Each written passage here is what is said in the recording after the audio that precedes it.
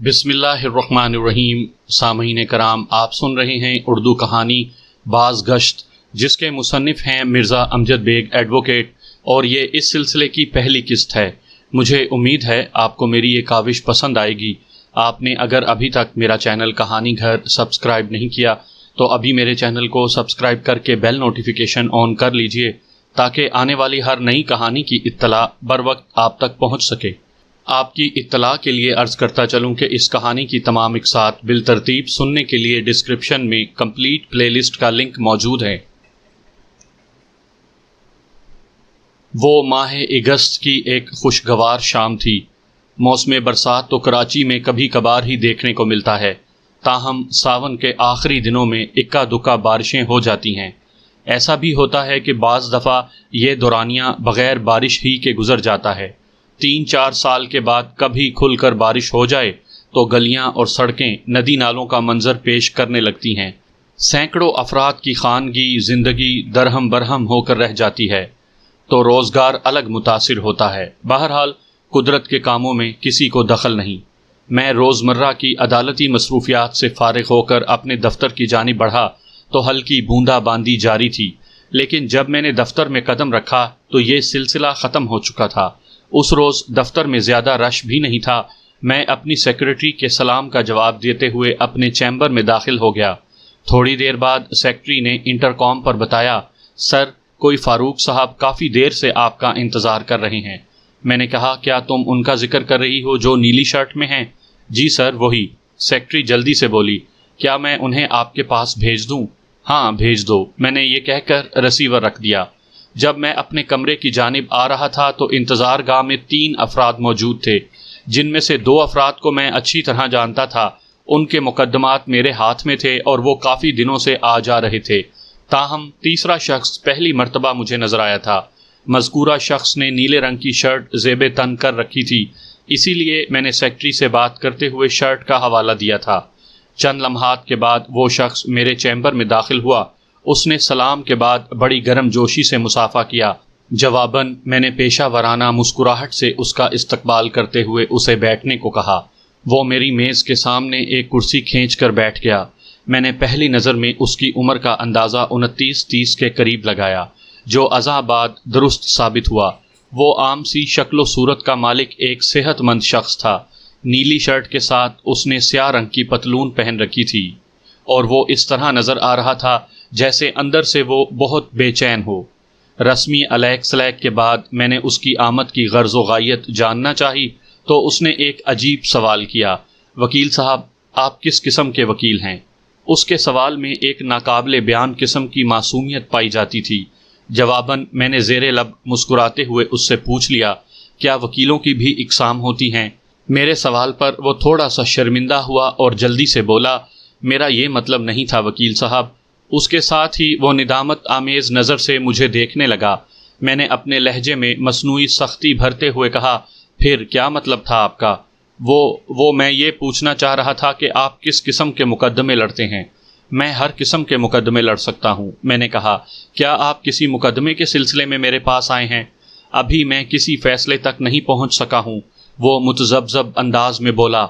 उसके उलझन ज़दा अंदाज से ज़ाहिर होता था कि वो किसी बड़ी परेशानी में गिरफ्तार है। इब्तदाई अलैक सलैक के दौरान में उसने अपना नाम फ़ारूक अहमद बताया था। मेरी सेक्रेटरी ने भी उसका यही नाम बताया था। मैंने उसे उसके नाम से मुखातिब किया, फ़ारूक साहब, आप किस नौयत के फ़ैसले तक पहुँचने की कोशिश कर रहे हैं? यही कि मुकदमा करूँ या ना करूँ? आप किस पर मुकदमा करना चाहते हैं? मैंने पूछा। और क्यों? आखिर आप किस मसले से दो चार हैं? वो ठहरे हुए लहजे में बोला, मेरा मसला ये है जनाब कि मैं बेरोज़गार हूँ, यानी मुझे बेरोज़गार कर दिया गया है। ये काम तौफीक अली ने किया है। ये तौफीक अली कौन साहब हैं? मैंने पूछा। तौफीक अली मेरे बॉस का नाम है, फ़ारूक ने बताया। उसने मुझे नौकरी से निकाल दिया है। मैं उसी के ख़िलाफ़ मुकदमा करना चाहता हूँ, लेकिन समझ में नहीं आ रहा कि मुझे क्या करना चाहिए। आप ही कोई मशवरा दें। मैं आपके और आपके बॉस के बारे में कुछ नहीं जानता, मैंने साफ गोई से काम लेते हुए कहा। ना ही मुझे ये मालूम है कि तौफीक ने आपको नौकरी से क्यों निकाला है। इस सूरत हाल में मैं आपको क्या मशवरा दे सकता हूँ? मैं आपको सब कुछ बता दूंगा, वो हाथ मलते हुए बोला।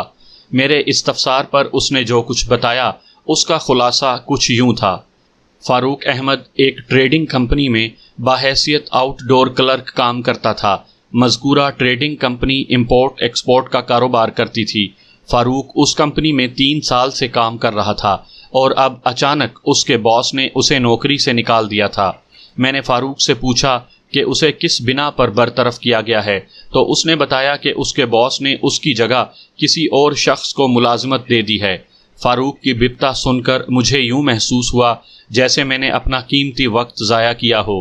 اسے جس ٹریڈنگ کمپنی سے نکالا گیا تھا وہ ایک پرائیویٹ ادارہ تھا۔ پرائیویٹ اداروں میں شب و روز ملازمتیں آتی جاتی رہتی ہیں، یہ کوئی خاص بات نہیں تھی۔ اداروں کے مالکان کے پاس ہزاروں ایسے جواز موجود ہوتے ہیں جن کی بنا پر وہ اپنے ورکرز کو کھڑے کھڑے نوکری سے نکال دیتے ہیں۔ پرائیویٹ مالکان کے خلاف مقدمے بازی سے ورکرز کو عموماً کچھ حاصل نہیں ہوتا، البتہ وہ اپنا پیسہ اور وقت ضرور برباد کرتے ہیں۔ اچھے اداروں کا یہ دستور ہوتا ہے کہ وہ اگر خود کسی ملازم کو فارغ کر رہے ہوں تو اسے 1 ماہ کی تنخواہ ضرور دیتے ہیں۔ ہاں، یہ ضرور ہے کہ بعض ملٹی نیشنل کمپنیز میں کچھ اصول و قواعد ہوتے ہیں، وہاں ملازمین کو زیادہ متاثر نہیں ہونا پڑتا۔ میں نے فاروق کی پوری کہانی سننے کے بعد کہا، فاروق صاحب، آپ کے مسئلے کے حل کے لیے میں آپ کو صرف ایک مشورہ دے سکتا ہوں، اور وہ بھی بالکل مفت۔ وہ کیا وکیل صاحب؟ وہ امید بھری نظروں سے مجھے دیکھنے لگا۔ میں نے کہا، آپ اپنی سابق نوکری اور باس کو ذہن سے جھٹک کر کوئی نئی نوکری تلاش کر لیں۔ گویا آپ میرے لیے کچھ نہیں کر سکتے۔ وہ مایوسی سے بولا، ان حالات میں آپ کے لیے واقعی کچھ نہیں کر سکتا۔ میں نے صاف الفاظ میں کہا، میں کیا بلکہ کوئی بھی شخص آپ کے لیے کچھ نہیں کر سکتا۔ آپ ایک پرائیویٹ کمپنی میں ملازم تھے، اس کمپنی نے آپ کے ساتھ کسی قسم کا کوئی معاہدہ نہیں کر رکھا تھا جس کی روح سے آپ کو کچھ تحفظات حاصل ہوتے ہیں۔ آپ کی پوزیشن بہت کمزور ہے، کمپنی کو آپ کی خدمات کی ضرورت نہیں رہی، اس لیے آپ کو برطرف کر دیا گیا۔ خواہ مخواہ کی مقدمے بازی میں پڑھ کر اپنی جان ہلکان نہ کریں تو اچھا ہے، آگے آپ کی مرضی ہے۔ فاروق نے کچھ اس انداز سے مجھے دیکھا جیسے اسے توقع نہ ہو کہ میں اسے اس قسم کا جواب دوں گا۔ شاید وہ یہ سوچ کر میرے پاس آیا تھا کہ میں توفیق علی کے خلاف فوراً اس کی مدد کرنے پر کمر بستہ ہو جاؤں گا۔ جب میں اس کی توقع پر پورا نہیں اترا تو وہ اٹھ کر کھڑا ہو گیا۔ ٹھیک ہے وکیل صاحب، وہ کرسی چھوڑتے ہوئے بولا، لگتا ہے میرا کیس آپ کی سمجھ ہی میں نہیں آیا۔ ہاں، یہی سمجھ لیں، میں نے جان چھڑانے والے انداز میں کہا۔ وہ خدا حافظ کہہ کر میرے دفتر سے نکل گیا۔ میں فاروق نامی اس شخص کو ذہن سے جھٹک کر اپنے دوسرے موکلوں کو اٹینڈ کرنے لگا۔ کبھی کبھار فاروق جیسے لوگ بھی میرے پاس آ جاتے ہیں جن کو میں یہی مشورہ دیتا ہوں کہ وہ مقدمے بازی کا خیال دل سے نکال دیں، لیکن میں نے عموماً یہی دیکھا ہے کہ وہ میری بات کا اثر قبول کرنے کے بجائے دوسرے وکیلوں سے رابطہ کرتے ہیں اور بالآخر کہیں نہ کہیں پھنس ہی جاتے ہیں۔ جس طرح ہمارے ملک کے ہر محکمے اور ہر محکمے کے ہر شعبے میں کالی بھیڑیں موجود ہوتی ہیں، اسی طرح ہمارے پیشے سے وابستہ کچھ ایسے وکیل بھی ہیں جو جائز ناجائز کی تفریق کے بغیر ہر قسم کا کیس لے لیتے ہیں۔ وہ موکل کو گائیڈ کرنے کے بجائے مس گائیڈ کرتے ہیں۔ حتی الوسع ان کی یہی کوشش ہوتی ہے کہ جو شخص چل کر ان کے پاس آ گیا ہے وہ اسے خالی نہ جانے دیں، چاہے اسے جھوٹی امید ہی دلانا پڑے۔ وہ اس سے کچھ نہ کچھ ضرور اینٹھ لیتے ہیں۔ میں نے ہمیشہ اپنے موکلوں کو راست مشورہ دینے کی کوشش کی ہے۔ کیا کہیں، دنیا میں ہر طرح کے افراد پائے جاتے ہیں۔ اس واقعے کے چند روز بعد میری گھریلو ملازمہ صابرہ نے ایک صبح مجھ سے کہا، صاحب جی، آپ سے ایک کام ہے۔ میں سمجھا شاید تنخواہ میں اضافے کی بات کرنا چاہتی ہے۔ ہاں ہاں کہو، میں نے اس کی جانب متوجہ ہوتے ہوئے کہا۔ وہ بولی، کام قانونی نوعیت کا ہے صاحب جی۔ بھائی، تمہیں ایسا کون سا کام پڑ گیا؟ یہ کام میرا نہیں ہے صاحب جی۔ پھر کس کا ہے؟ میں نے پوچھا۔ کل میری بہن عابدہ مجھ سے ملنے آئی تھی، صابرہ نے بتایا۔ کام اس کی پڑوسن کا ہے۔ میں نے پوچھا، تمہاری بہن عابدہ محمود آباد میں رہتی ہے نا؟ جی جی وہی، وہ جلدی سے بولی۔ عابدہ کی پڑوسن کسی مصیبت میں گرفتار ہو گئی ہے۔ عابدہ نے بتایا تھا کہ اسے کسی قسم کی قانونی مدد کی ضرورت ہے۔ اس وقت تو میں عدالت جا رہا ہوں۔ میں نے کہا، تم ایسا کرو، اپنی بہن عابدہ سے کہو وہ اپنی پڑوسن کو میرے دفتر بھیج دے، میں اس کا مسئلہ سن لوں گا، پھر جو کچھ بھی ممکن ہو سکا میں اس کے لیے ضرور کروں گا۔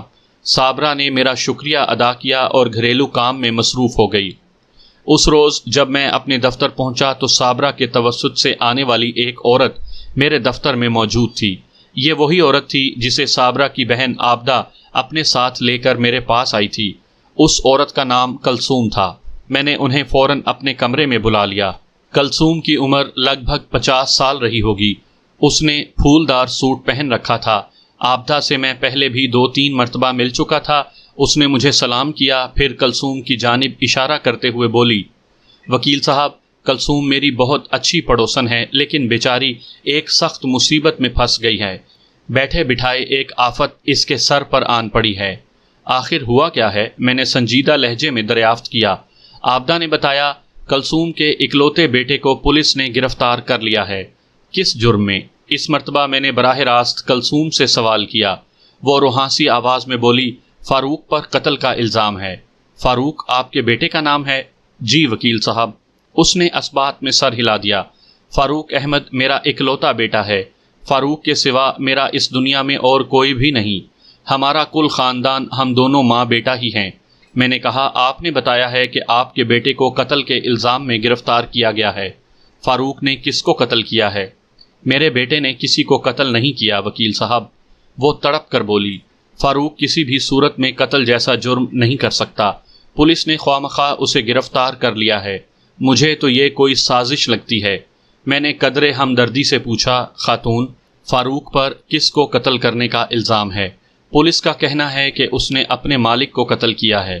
مالک کو؟ میں نے الجھن زدہ لہجے میں کہا۔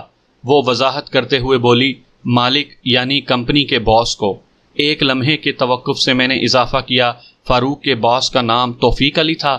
اچانک میرے ذہن میں جھماکا سا ہوا۔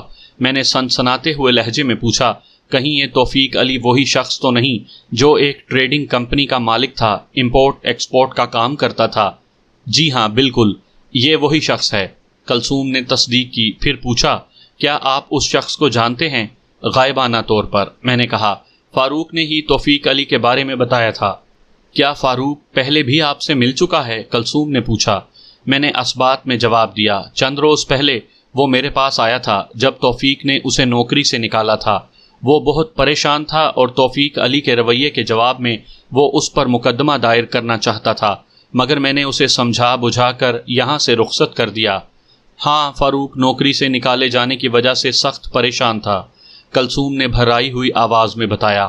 کہہ تو رہا تھا کہ کسی وکیل سے مشورہ کرے گا، پتہ نہیں اسے کس کی نظر لگ گئی ہے، پہلے نوکری چھوٹی، پھر قتل کے الزام میں گرفتار ہو گیا۔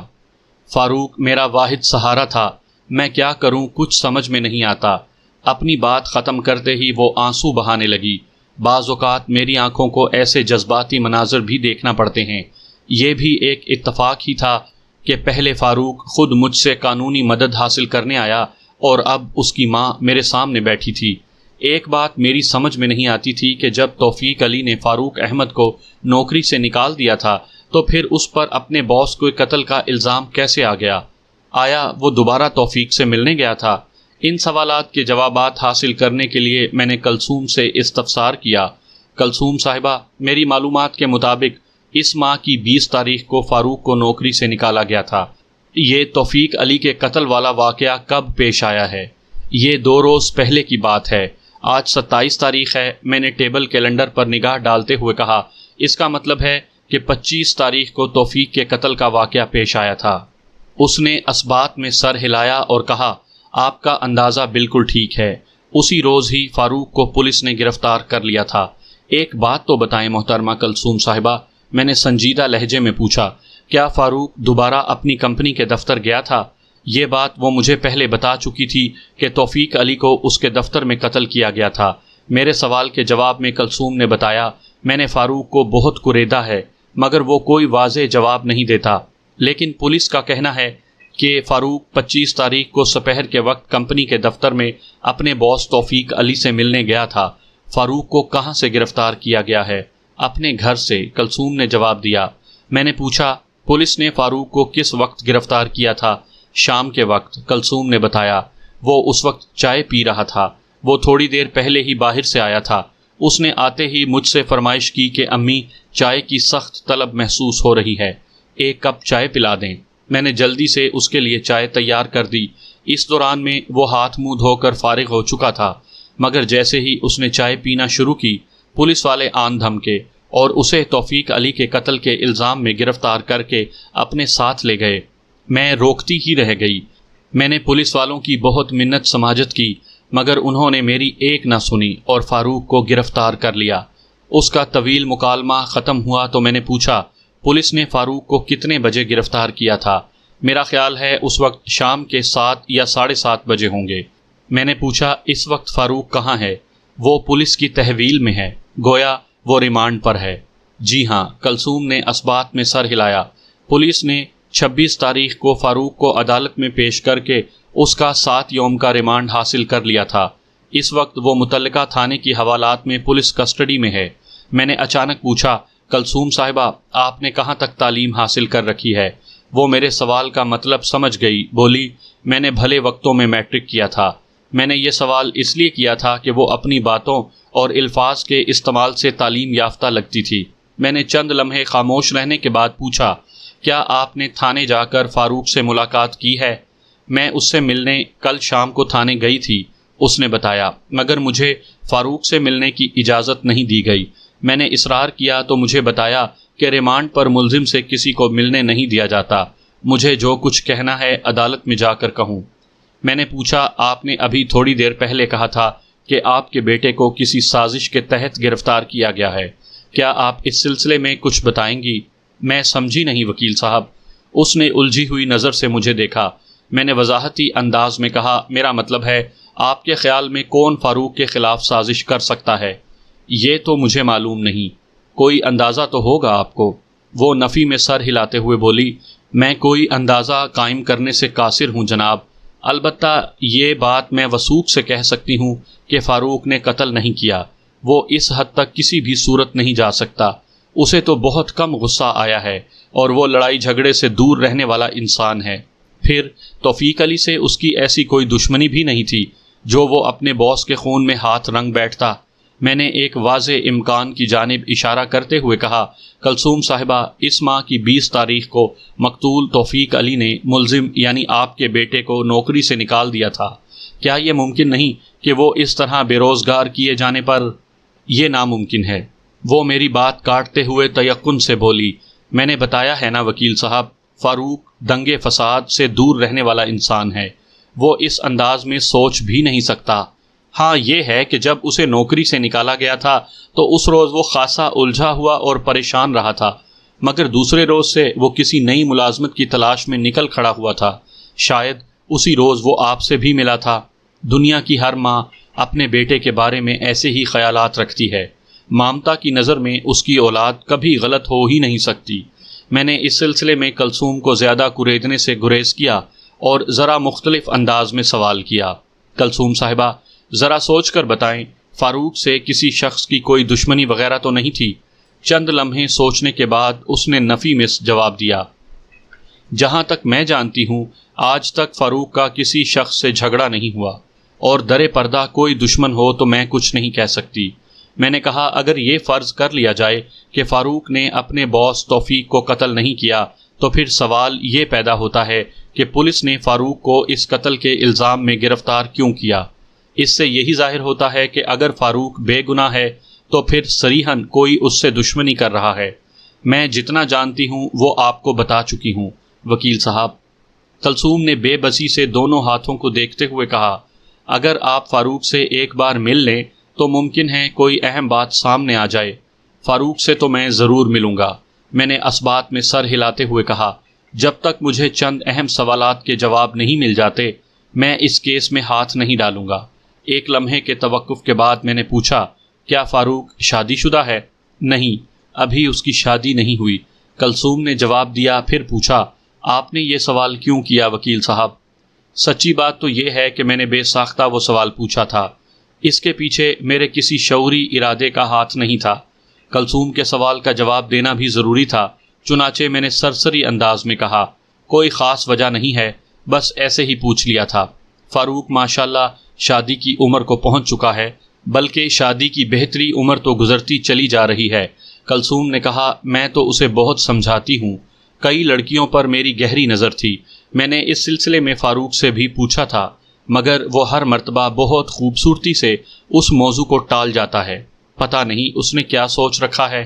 تھوڑی دیر تک کلثوم سے مزید اس سلسلے میں بات ہوتی رہی، پھر وہ دونوں میرے دفتر سے رخصت ہو گئیں. اسی روز دفتر سے اٹھنے کے بعد میں فاروق سے ملنے متعلقہ تھانے پہنچ گیا. ایس ایچ او اس وقت تھانے میں موجود نہیں تھا. ایک اے ایس آئی نے میرا استقبال کیا. جب میں نے اسے بتایا کہ میں حوالاتی فاروق احمد سے ملنے آیا ہوں تو وہ چوکنا ہو گیا. جناب، انچارج صاحب اس وقت گشت پر گئے ہوئے ہیں. آپ تو تھانے میں موجود ہیں نا؟ میں نے طنزیہ لہجے میں کہا. ہاں میں موجود ہوں، مگر کیا؟ میں نے اس کا جملہ مکمل ہونے سے پہلے ہی سوال کر دیا. اس نے کہا، انچارج صاحب کی اجازت کے بغیر آپ حوالاتی سے نہیں مل سکتے. میں اس کا وکیل ہوں. میں نے قدرے سخت لہجے میں کہا، آپ مجھے میرے موکل سے ملنے سے نہیں روک سکتے. وہ قدرے نرم پڑتے ہوئے بولا، ملزم ریمانڈ پر ہے، ہم تفتیش کر رہے ہیں. اگر آپ ملزم سے ملنا ہی چاہتے ہیں تو پھر انچارج صاحب کا انتظار کر لیں. میرا وقت اتنا فالتو نہیں ہے کہ انتظار میں ضائع کرتا رہوں.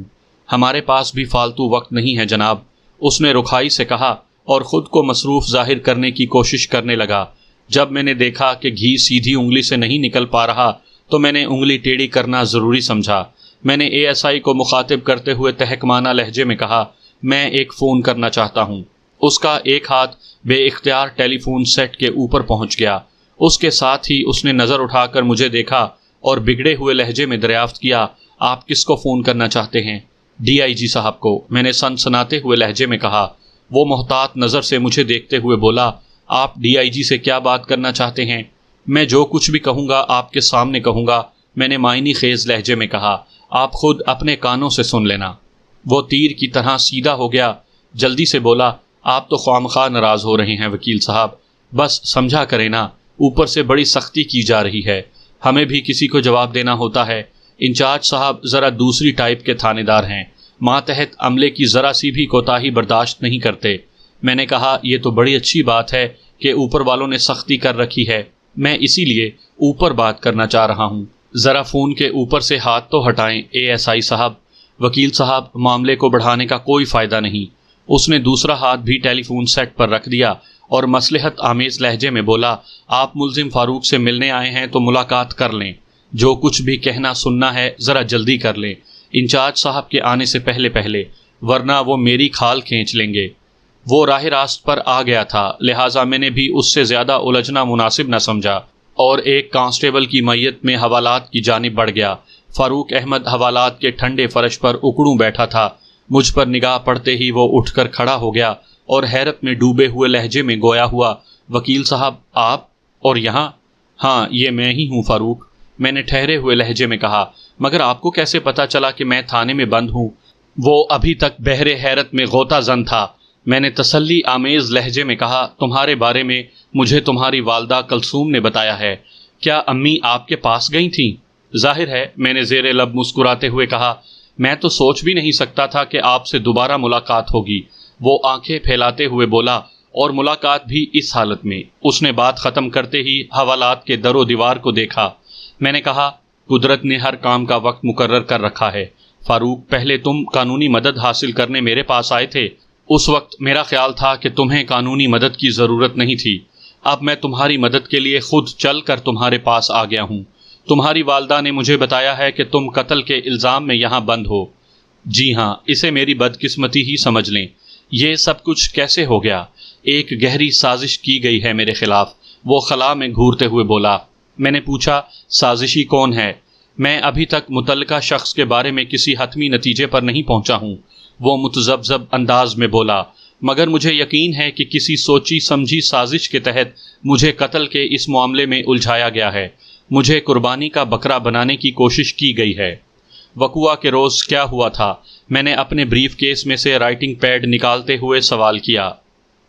فاروق کے کچھ بولنے سے پہلے ہی ذرا فاصلے پر کھڑا کانسٹیبل بولا، وکیل صاحب لمبی چوڑی کہانیاں رہنے دیں جناب. اے ایس آئی صاحب نے مجھے تاکید کی تھی کہ میں آپ کو زیادہ وقت. میں نے اسے جملہ مکمل کرنے نہیں دیا اور قطع کلامی کرتے ہوئے کہا، جوان تمہارا نام کیا ہے؟ وہ میرے قریب آتے ہوئے بولا، دوست محمد. کانسٹیبل دوست محمد. میں نے اسے اس کے نام سے مخاطب کرتے ہوئے کہا، ہمیں بھی اپنا دوست ہی سمجھو۔ میں کچھ سمجھا نہیں جناب۔ وہ الجھن زدہ نظروں سے مجھے دیکھنے لگا۔ میں نے فارسی میں بات نہیں کی دوست محمد، میں نے معنی خیز انداز میں کہا، کیا تم نے قانون کی کوئی کتاب شتاب بھی پڑھی ہے یا خالی کانسٹیبلی پر ہی گزارا ہے؟ وہ فخریہ لہجے میں بولا، میں اکثر دفعات کی موٹی کتاب کا مطالعہ کرتا رہتا ہوں۔ شاباش، میں نے سراہنے والے انداز میں کہا، پھر تو تم بہت کام کے بندے ہو۔ پتہ نہیں آپ کیا کہہ رہے ہیں جناب، میں نے اس کی الجھن سے محفوظ ہوتے ہوئے کہا، دوست محمد، دفعات والی موٹی کتاب میں ایک ایسی دفعہ بھی درج ہے جس کے تحت کوئی وکیل حوالات میں اپنے موکل کے ساتھ لمبی چوڑی کہانیاں کر سکتا ہے۔ اس کی آنکھوں میں حیرت کی چمک نمودار ہوئی۔ وہ تعجب خیز لہجے میں بولا، یہ کون سی دفعہ ہے جناب اعلیٰ؟ میں نے ایک ایک لفظ پر زور دیتے ہوئے کہا، دفعہ 50 PPC۔ وہ جلدی سے بولا، وکیل صاحب، پاکستان پینل کوڈ تعزیرات پاکستان کی دفعہ 50 تو… میں نے قطع کلامی کرتے ہوئے کہا، یہ پاکستان پینل کوڈ نہیں بلکہ پبلک پرائیویٹ کمیشن کی دفعہ 50 ہے۔ اس کے ساتھ ہی میں نے اپنے پرس میں سے 50 روپے کا ایک نوٹ نکال کر اس کی جانب بڑھا دیا اور کہا، کیا سمجھے؟ سمجھ گیا جناب۔ اس نے 50 روپے والا کرارا نوٹ میرے ہاتھ سے جھپٹتے ہوئے کہا، میں ذرا باہر سے ہوا ہوں، آپ جلدی جلدی ملزم سے راز و نیاز کر لیں۔ اپنی بات ختم کرتے ہی اس نے ایک آنکھ دبائی، پھر وہاں سے جانے لگا۔ میں حوالات میں بند ملزم فاروق احمد کی جانب متوجہ ہو گیا۔ فاروق کی کتھا کہانی سننے میں مجھے 1 گھنٹہ لگ گیا۔ جب اس نے اپنی داستان علم ختم کی تو میں نے مختلف زاویوں سے چند سوالات کیے، پھر وکالت نامے پر اس کے دستخط لے کر تھانے سے باہر آ گیا۔ جس وقت میں تھانے کی عمارت سے نکل کر اپنی گاڑی میں بیٹھ رہا تھا، تھانے سے باہر ایک کونے میں وہی کانسٹیبل مجھے دکھائی دیا جس پر میں نے دفعہ 50 آزمائی تھی۔ وہ اپنے کسی ساتھی کانسٹیبل سے باتوں میں مصروف تھا۔ میں نے اس کو مخاطب کرنا مناسب نہ سمجھا اور اپنی گاڑی کو آگے بڑھا دیا۔ اس رات میں نے دوران گفتگو فاروق احمد سے جو معلومات حاصل کیں، یہاں میں ان کا خلاصہ آپ کو سناؤں گا تاکہ عدالتی کارروائی شروع ہونے سے قبل آپ بھی اس کیس کے بارے میں اپنے ذہن کو تازہ کر سکیں۔ تاہم چند باتیں میں فی الحال آپ سے پوشیدہ رکھوں گا، ان کا ذکر عدالتی کارروائی کے دوران میں مناسب موقع پر کیا جائے گا۔ اسکائی ٹریڈنگ کمپنی کا دفتر MA جناح روڈ المعروف بابندر روڈ پر واقع ایک کثیر المنزلہ عمارت میں تھا۔ مذکورہ کمپنی چھوٹے پیمانے پر امپورٹ ایکسپورٹ کا بزنس کرتی تھی۔ میرا موکل گزشتہ 3 سال سے اس کمپنی میں بحیثیت آؤٹ ڈور کلرک کام کر رہا تھا۔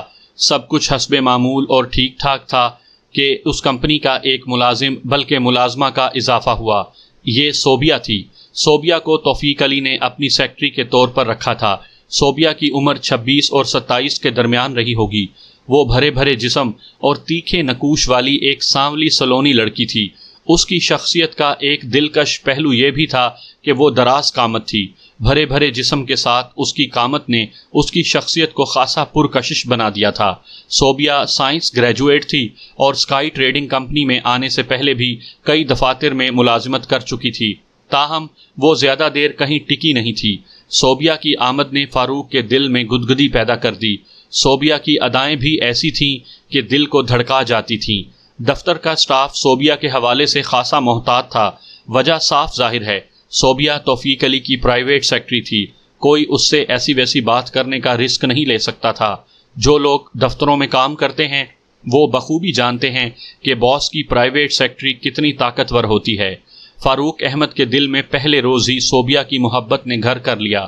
وہ چپکے اسے چاہنے لگا، تاہم اس نے اپنے جذبات کا اظہار کبھی نہیں کیا تھا۔ فاروق کا یہ ضبط 2 ماہ سے زیادہ قائم نہ رہ سکا اور پچھلے ماہ اس نے صوبیہ سے اظہار محبت کر دیا۔ اس روز اتفاق سے انہیں تنہائی میں بات کرنے کا موقع مل گیا تھا۔ توفیق علی بیرون ملک سے آئے ہوئے اپنے کسی دوست کو ایئرپورٹ چھوڑنے گیا ہوا تھا۔ اس نادر موقع سے فائدہ اٹھاتے ہوئے فاروق صوبیہ کے کیبن میں جا پہنچا۔ صوبیہ اس وقت ٹائپ رائٹر پر کوئی لیٹر ٹائپ کر رہی تھی۔ فاروق کو اپنے کیبن میں پا کر اس نے اپنا کام روک دیا اور سوالیہ نظر سے اسے دیکھتے ہوئے کہا، جی فرمائیں فاروق صاحب۔ فاروق نے شیشے کے کیبن سے باہر نظر دوڑائی۔ دیگر اسٹاف اپنے اپنے کاموں میں مصروف تھا۔ وہ مطمئن ہو گیا کہ اس وقت کوئی ان کی طرف متوجہ نہیں تھا۔ فاروق کی سیکرٹری صوبیہ کے کیبن میں آنا کوئی خاص یا غیر معمولی بات نہ تھی، تاہم اس وقت چونکہ وہ ایک خاص بات اس سے کہنے آیا تھا، لہٰذا اسے یوں ہی محسوس ہو رہا تھا جیسے اس کی آمد یہاں دوسرے لوگوں کو کھٹکے گی، حالانکہ ایسی کوئی بات نہ تھی۔ انسان کے اپنے دل میں اگر چور ہو تو اسے ایسا ہی لگتا ہے جیسے ہر آنکھ اسے گھور رہی ہے۔ فاروق کو خاموش دیکھ کر صوبیہ نے اپنا سوال دہرایا، فاروق صاحب، کیا آپ کو مجھ سے کوئی کام ہے؟